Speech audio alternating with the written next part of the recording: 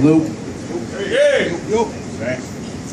Sorry I gotta use a microphone, but I've been talking a lot of shit tonight, so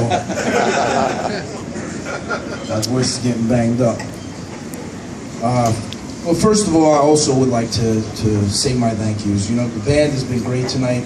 You guys really kept it moving tonight, and yeah. And the liquor, which is a very necessary ingredient, was also beautiful tonight. The staff here, you guys, man, you guys catered to everything that we needed and made us feel very at home tonight. But I really would like to tell you guys, I can't even come close to expressing the gratitude that I have for this reception tonight. I know this place is packed all the time, and I know you guys are just tremendously well served to have such an incredible place to relax, smoke a cigar, talk about the good, the bad, the ugly, and the genuine. This is just an incredible spot. So I know you were going to come anyway, but tonight I met a lot of people who came by and spent some time with me over there. I apologize that some people had to wait a little bit, but I really do enjoy getting to meet everybody. So, I mean, I'm truly touched tonight by how many people showed up and how many people said, you know, I started on your cigars, stayed with you guys. It's 10 years later, 12 years later, 13 years later. It's just tremendous. When I moved out to Nicaragua in 1998, I started off in 95 as a retailer. I had a little push cart at the World Trade Center. Like, you know, when you go to the mall and there's that guy who's selling that green shit and he wants you to clean your glasses with it, and somebody's selling you something from a kiosk. I had a kiosk. So I started off at the very bottom at the retail side with a very small business, and I became an independent rep for Nick Perdomo and for Torano and for some other companies as well. And from there I became a distributor, and in 1998 I moved to Nicaragua, where we started off with 5 employees plus myself. We started off in a house, a small little green house. And it's 14 years later. I've lived at the factory for all those, it's 15 years later, something. And I've lived at the factory where the production is, where the tobacco is processed, made, cured, fermented. And now we're the second largest cigar company in the world. Yeah. In May, we'll actually become the largest cigar company in the world. But all of this journey for me, there's been a couple of things that have always been steadfast. And when we started this, the industry was very different. The industry, you couldn't come and do a cigar event if you weren't in a suit. You couldn't do a cigar event if you weren't born into a 3rd, 4th, 5th generation tobacco manufacturer. And things have changed since then. Different people have become activated by the culture of cigars and by the culture of cigar smoking and the camaraderie that you find from it. It's just incredible to me, you know, talking to my dad, he'd say to me, you know, the cigar shop, the cigar lounge has replaced the barber shop for a place where you would go and talk about all of the things that are going on in your life. And I can tell you firsthand that from what I've seen over the last 15 years, how the cigar industry has changed and how the people who've come to enjoy it, the culture of cigar smoking, I can tell you that cigar smokers in the United States more than anywhere, they're the most generous people, the most kind people always willing to listen to somebody's problems or listen to a charity program or something for the soldiers or anything. It's just incredible. So for me, I've got to the point in my career where I have all different obligations that I used to have. And I had always told my wife, who's been incredible to me through all these years, 12 years, I've told her that, you know, for me, I want to continue with what I'm doing, not sell the business or not become somebody who's going to be, you know, disenfranchised with what we do. This is really what I've started to enjoy even more than the cigar manufacturing side. Coming out to Detroit today, for me personally, is a tremendous accomplishment. And I'm going to tell you quickly why. It's because the last time that I did an event with Dan Genuine, it was a very difficult time in our nation. It was a time at the end of 2008. I was here in early 2009. And coming here at that time, no, it wasn't funny. Fat boy. It wasn't funny. It was not at all funny. It was a terrible time. And standing here, while my company was doing quite well, we had hit hurdles as well. But having guys come over to me and say, JD, you know, I've wanted to meet you for a couple of years, and I really can't afford this box of cigars, but this is going to be the last box of cigars I buy until I find a job. JD, I really shouldn't buy this box of cigars, but I'm going to split it with my boys when I get back home. That was as good of an event as it was for Dan, and as good as it was for an event for us. I left feeling extremely down, extremely empty, because I knew how this town, this economy, this city was hurting. So tonight, I want to say to all of you that I applaud you guys for the community, for staying together, for keeping your heads up through some shit. And tonight I got to see a different side of a lot of people who are doing good and who have faith in the future and who've had terms come together, you know, things come together in their lives. So for me tonight, my takeaway from tonight is, yeah, we had a great event. We did good for the store. We owe them that. We got to shake some hands. We promoted Cigars for Warriors, which is our fundamental, I don't call it a charity because it's not that, it's a program. I'd like for all of you, if you're, tonight's a little bit late, but Cigars for Warriors, you can find them on Facebook. Tonight was a tremendous thing for me to take home. My takeaway from tonight is that Detroit, you guys, man, it's great to see people back on their feet. And for me, that's a huge part of the camaraderie and everything that I talk about and the stuff that I feel. That's my biggest takeaway from tonight. Other than that, well, I'm not going to go through all the brands of Drew Estate. Most of you guys, or so many people, know who Drew Estate is, what we represent, what we've done in the cigar industry, and possibly some of you even know what it is we plan to do as we move forward. Because we're not even close to done. We're just starting with what we're doing. And what we're doing, we're spreading a positive message. And we've been spreading a positive message about cigar smoking, the culture of it. As David said, we're fighting to keep everything alive, but, you know, regulators come and you gotta have the people support you. So the CRA is something you can get involved with, the Cigar Rights of America. Cigars for Warriors, the guy with the top hat there, Tom Navarro. This guy is on the board of directors for the Cigars for Warriors. This is a program that we're very much behind. We've been behind them from day one. I don't want to say that we're their biggest, most giantest supporter, but we are, because we support our soldiers to the core. Tom can tell you about what we do, but as much as we do, if you can get behind your Cigars for Warriors programs that you see, throw a couple of cigars. If there's cigars that you don't like, ones you used to like, you don't like anymore, to some soldier who's deployed somewhere, they're going to mean a lot. So if you're able to think of Cigars for Warriors, any chance you get, send them a couple of cigars.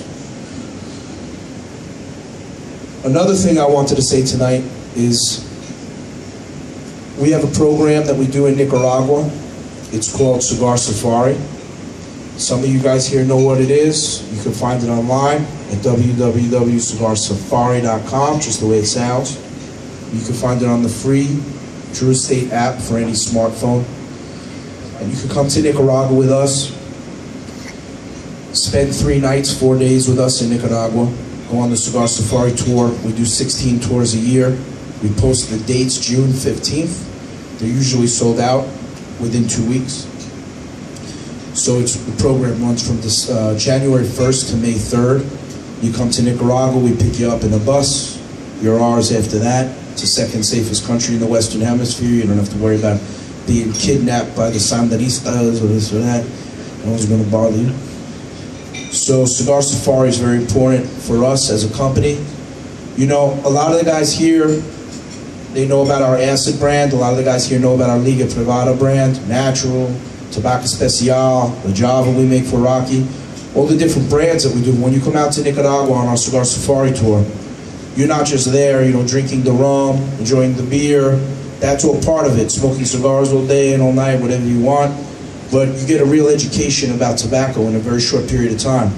You get to be brought around the world, essentially, from all the different tobaccos, how to blend cigars. We work with everybody blending different cigars with each and every person. So people, you know, they come out to Nicaragua. One of the things that I always hear afterwards, guys who come 2 and 3 and 4 years down I would say, don't you have something else to do? You came out, already, it's your 3rd time. And people say, you know, I love coming out here. I come back from this place relaxed, and I come back like I learned more each time. Drew Estate, we've been very fortunate. We make very good money doing what we do, which is selling cigars. We don't look to make profit from what we do at Cigar Safari. It's promotional and it's educational. And some of the things that you'll learn while you're there, if you're able to make it, is just going to really teach you a lot about tobacco, because from the side of the cultural side of it, you guys get to see, and some of the cigar personalities who come through the different events that you do, that you come to, you get to meet different people who have brands or who make cigars. But when you actually come to Nicaragua and you get to experience it from the seed up, I think that you'll be mesmerized with what we're doing. So, you know, truly tonight I've been taken aback with the people who showed up tonight. So I'm feeling a little bit emotional, but I can tell you that from truly the bottom of my heart, we really appreciate all of the support, all of the encouragement through our tougher times, because, you know, I grew up, you know, I got a pair of jeans every year in September. I used to get the call from them, yeah, you can pick out any pair of jeans you want. You want the husky brown or the husky gray? You know, I never grew up with much. So yeah, for us, we grew up on the humble.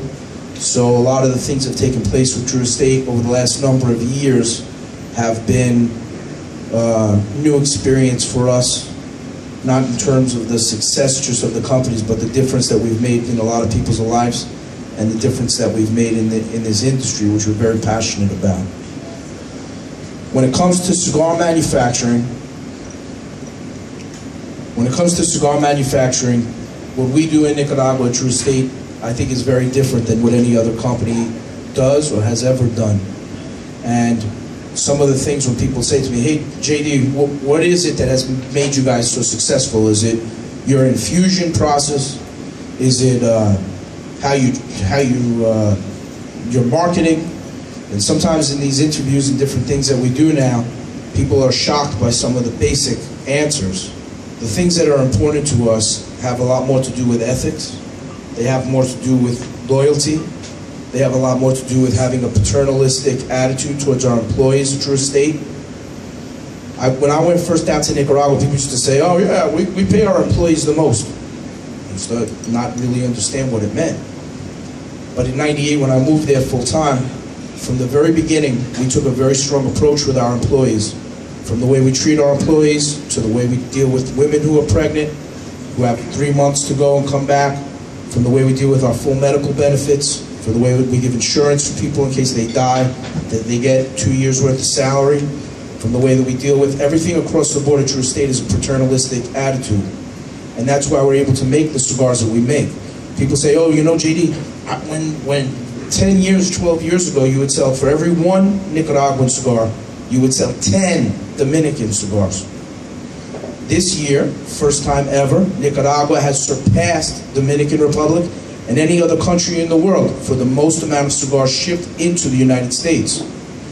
And then they have to think about why that is. And one of the best ways I try and explain to people about why the Nicaragua manufacturers, not just Drew Estate, all the guys in Nicaragua, the ethics there is incredible. It's different than I've seen in any other country anywhere in the world. You know why, when you smoke a Cuban cigar, if any of you guys have smoked them, do you know why they're no good? It's not because the tobacco isn't good. The tobacco is exceptional. It's on par with the Nicaraguan tobacco. The reason is because when you don't pay somebody nothing, and you force them to go and trade that tobacco for milk, or cheese, or rolling shit up in their house and selling it to tourists in their house, the people, they don't have a sense of pride in what they're doing because they feel like they're being abused. They feel like they're being taken advantage of. So when you smoke Nicaraguan cigars, you don't get 5 out of every 25 in the box that are tight. You get cigars that draw. You get cigars that have burn to them. You have cigars that are constructed properly. This is because of the way that the Nicaragua manufacturers, through our Guilders Association, this is the vision that we, Drew Estate, Padron, Oye de Nicaragua, Oliva, Perdomo, and others, I'm leaving out Pepin. This is something that we believe in Nicaragua. This is something that we promote. We take it very seriously. So for us, taking care of our companies, have always taken care of the guys in Nicaragua. And speaking for Drew Estate, speaking for our company, and speaking for all of the companies in Nicaragua, I just want to thank everybody tonight for continuing to support Nicaraguan tobacco and all the companies who are there. And thank you so much for receiving Drew Estate with this night tonight. It's just tremendous, and I'm totally blown away and deeply, deeply appreciative for this time that we spent together. If it, you know, I don't come out. No, you ain't got to clap yet. I'll take a couple of questions. If anybody's got any questions, I spoke with a number of you tonight, but in case anybody didn't want to wait or couldn't wait or has any questions, if anybody wants to ask anything, anybody got something to say? Any questions? Back there. Any doubts? Cigar Time Clock, is that you? Is it going to be 4 years before you come back? Hell no. No, if we're invited back, brother, thank you for having us. We'd like to have you every year, Jonathan. You know, when we get the opportunity to have a figurehead like this out here, it makes all the difference for the retailer. And we're going to try to commit to you guys to bring guys like this out on a regular basis.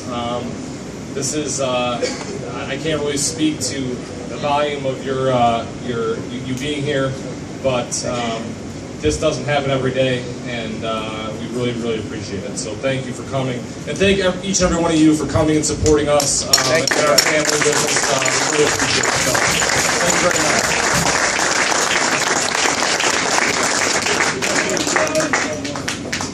All right. Thank you so much, everybody. Thank you, man. Thank you, guys. We're going to do the raffles. That's some real shit. Raffles. The raffles. My man, John.